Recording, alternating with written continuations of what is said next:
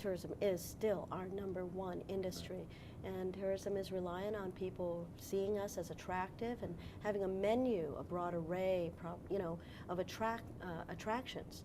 And I think there's a number of people who still see Lanai as an oasis, sort of a getaway of being, as you were saying, frozen in time, something that they look forward to, and that's why they come to Hawaii, because we have these beautiful places.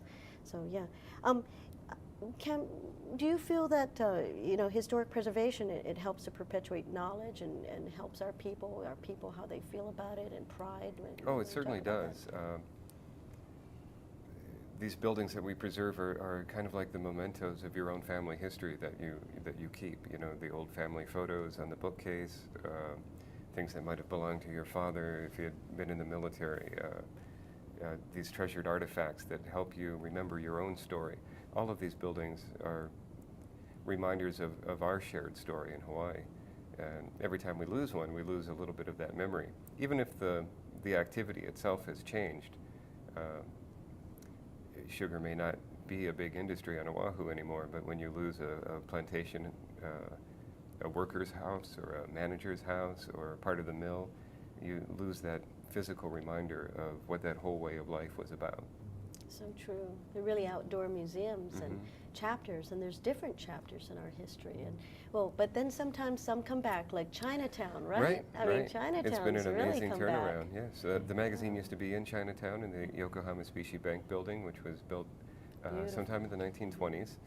I forget the exact year, and it has been wonderful to see the turnaround over time. With the Hawaii Theater was the first really big example of that sort of turnaround, and then in recent years there's been so many new clubs and bars and museums and galleries, and there's a new comedy improv space that's opened, so this historic fabric has this new life to it. I remember that actually, because I traveled around the world in '95, '96, and I asked my friends when I came back, okay, what's changed? What's new? And they said, Hawaii Theater's reopened. I said, right. Okay. And I had been to all of these opera houses around the world and in Europe, and I said, okay, let's see what Hawaii has. Right. And I went into the Hawaii Theater, and I was proud. Yes. I was very happy to see that we have put our theater out there to the world and can be proud of it.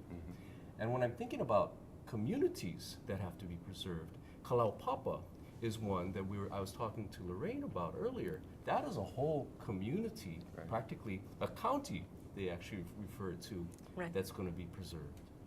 Right. Well, it has been managed by the National Park Service for the last 20-odd years, since about 1978.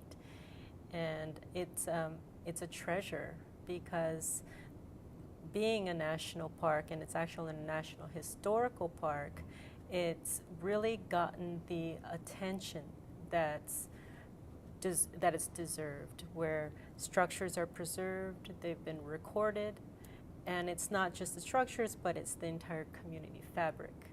So we're really fortunate that the federal government has come in, not only taking care of the patients for all of these years, but taking care of the whole environment. And Representative, with this, there seems to be some conversation whether it's going to be under federal, or is it going to be a county, or is it going to be state. There's going to be some legislation, I'm sure, that's going to have to come up to preserve this county of Kalaupapa.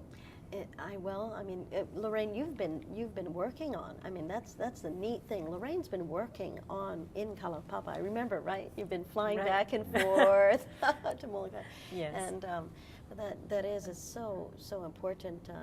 I know that here in our, as you say, Ahupua'a, here in our corridor, we've got the National Heritage Area legislation pending before Congress, and we really hope that passes, because you were just saying about how the National Park Service does such a fabulous job, and while the National Park Service would not necessarily be driving our National Heritage Area, our local grassroots would, it would be a local coalition, that's. And with Father Damien's process of being sainthood. Sainthood. Exactly. Right. We have so much more to expect of visitation of people who are going on their pilgrimages.